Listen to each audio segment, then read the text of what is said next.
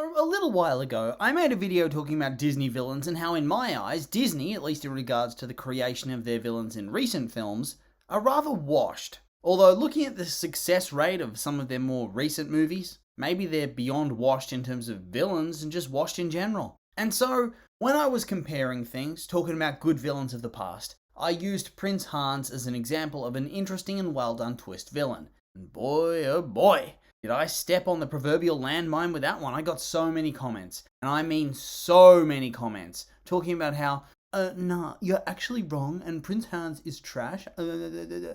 He's badly written, he's really obvious, it's a terrible twist, yada yada yada yada. And like, well, yeah, I know that now, right? It seems obvious that he's the bad guy whenever you watch the movie, but I do have to wonder, how much of those opinions is coloured by recency bias? Coloured by the fact that we all know about Prince Hans now. The Disney twist villain is a classic trope by this point. And so from that perspective, I think, well, yeah, people might be looking back on it with some of that clouding their perspective. But then again, the same could be said for me. Perhaps I'm looking back on things with rose-tinted goggles, talking up the older films, simply because this era ain't doing it for me. Like seriously, the studio has not been doing very well. So I figured we needed to dig into this issue, as it's seemingly one that a lot of people feel rather passionate about. So really the topic at hand today we have to look at is the question of whether Prince Hans was a well done villain, or was he basic and predictable. And before we get started, I'm actually rather shaken up by this whole thing. Like, not in a dramatic way, not in a pathetic way, but seeing all these comments about a character I thought was a rather fun twist,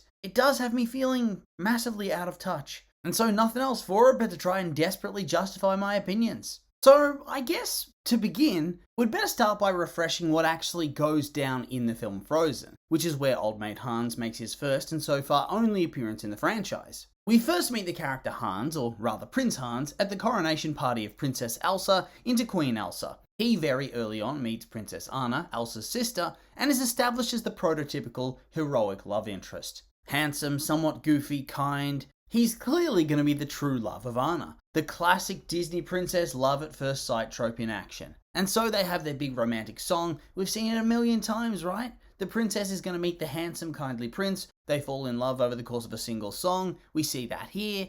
But then they go to try and get Elsa's blessing and they fail because she's a rational person who thinks that marrying somebody you just met is a terrible idea.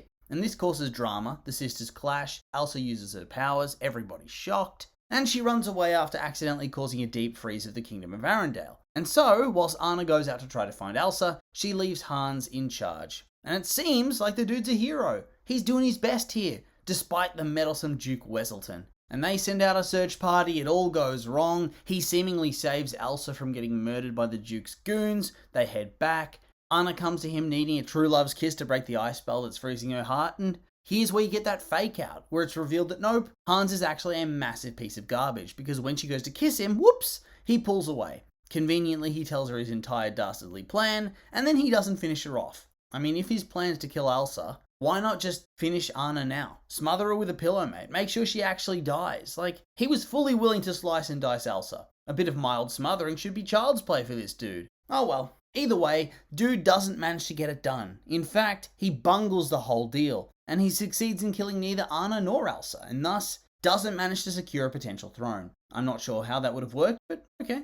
And so he ends up getting battered by a restored Anna, he gets arrested, and then exiled on charges of treason and attempted assassination. See you later, mate. And so all in all, my first thoughts here are, well, that's a pretty well constructed villain for what they're trying to go for. Like, I get it, he seems a little bit predictable and whatnot, and also on top of that, maybe he's a bit two-dimensional. He starts off as perfect in every way, and then he goes mask-off villain, and he goes all the way. And so I guess we'll start with that second point. Does the fact that he's kind of basic make him a poorly written villain? And I don't think so. For starters, many of the villains that are held up as Disney's gold standard are so much more obvious than this. They're so much more over the top and two-dimensional than this. Even the sociopathic ones, the interesting ones like Scar, who do put on a front for their family only to have them brutally murdered. So why is this guy being viewed as lesser than that? And I'm not trying to compare him to Scar. I just feel like the concept of him being kind of basic is misguided. Especially since, well, consider the target audience of this film. Everybody seemed to love Frozen when it came out, let's be real.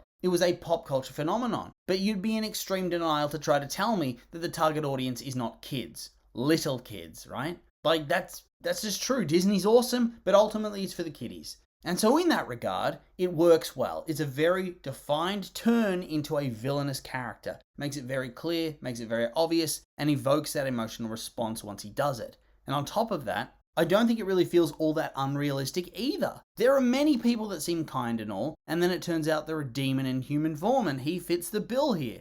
And so on the face of things, I think as a villain, he works well. And it makes the story feel all the more cathartic when Anna's able to overcome his betrayal, sacrifice herself to save her sister, and then when she's able to punch his ass right off the ship. And so in that way, his character is very well done. He's set up to be a massive trope character, the Prince Charming, but in reality, he turns out to be a psycho abuser murderer type dude, willing to do or say anything to get to the top and secure his position.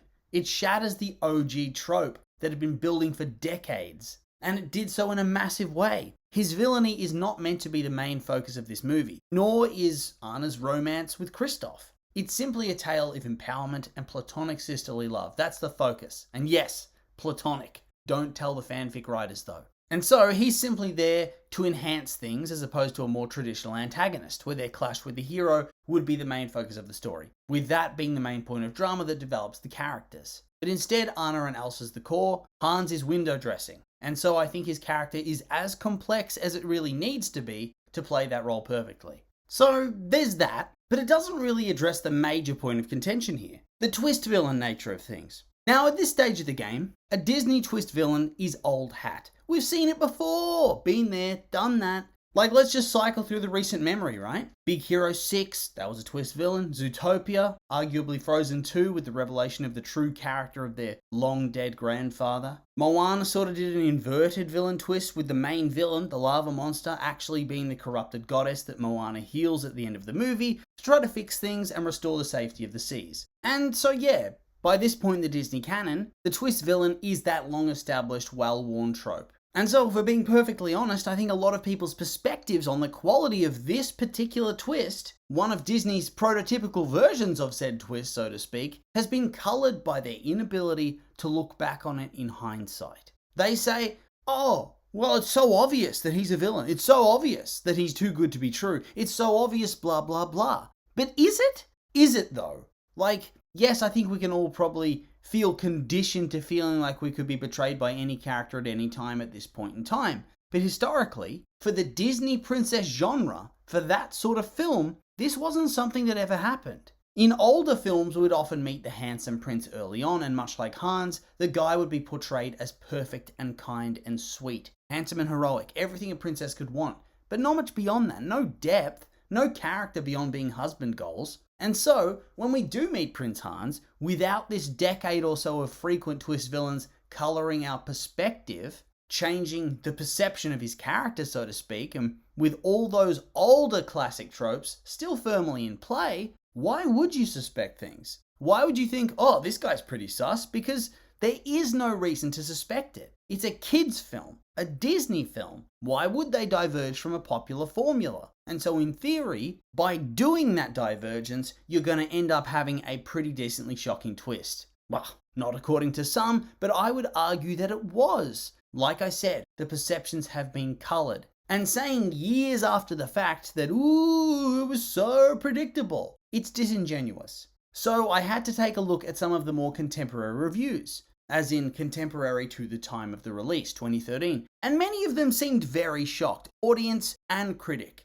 Not in a bad way, but shocked nonetheless. And honestly, the character got a fair bit of critical acclaim because of that. People were on board with this divergence, with this twist. They found it exciting and unique that the classical Prince Charming had been given a new coat of paint, and that the old tropes were being looked at with nuance, looked at from a new angle. If anything, I think some of these reviewers might have found it too shocking, because more than once I noticed complaints that the reveal was so sudden and so shocking as to be upsetting for little kids. And actually, a number of the reviewers and audiences even complained that it felt out of character for him to suddenly be the villain, and that there'd been little to no narrative foreshadowing found within the story. Nothing in the script that goes to show that he's going to change like that it comes out of nowhere. Hell, doesn't he at one point even save Elsa's life in the movie? Considering it was his goal to have her die, maybe there is a little bit of weight to that complaint, right? Maybe it is used as a bit of a gotcha. One of those moments where the creators can say, whoa, I didn't expect that, did ya? And I'm okay with that, honestly. But yeah, it leaves you with the consensus that Hans is a cruel, calculating, manipulative, and above all, subtle villain who pushes forward the narrative from the shadows until the moment of his big reveal. So yeah, that really does feel like that contemporary consensus at the time of the release of the movie. And so I'm left wondering, how do you say that those people from 2013 are wrong when everyone seemed to have been swerved by this? I don't think you can, and I think it is simply proof that in the years since, in the 11 years since, the narrative around this character has changed immensely based on future knowledge, based on the changes in the tropes that we've seen over that decade. And then, once again, you also have to go back to that demographic issue, right? Ultimately, the film is for children, and I very much doubt that almost any child that watched this film at the time would have grasped that Hans was going to be a twist villain.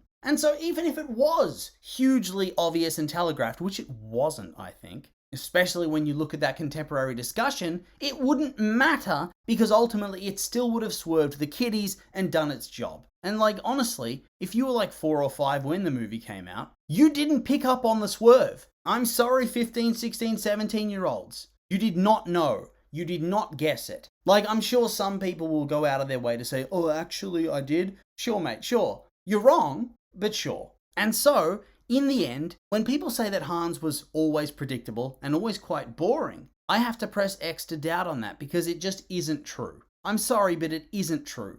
In the years since, sure, I will agree with that, but for his time, he changed the game. In the same way that Snow White and the Seven Dwarfs changed the game for her time, but by the standards of the modern audience that has grown over the last 100 years of Disney or whatever, she's very two-dimensional. And so, yeah. With all that being said, not much else to say. And so, these have all been my opinions, and now I'd like to hear yours. What do you think of Prince Hans? Are you with me? Do you agree? Maybe not? I'm curious for your thoughts, so make sure to like, comment, and subscribe, and let me know.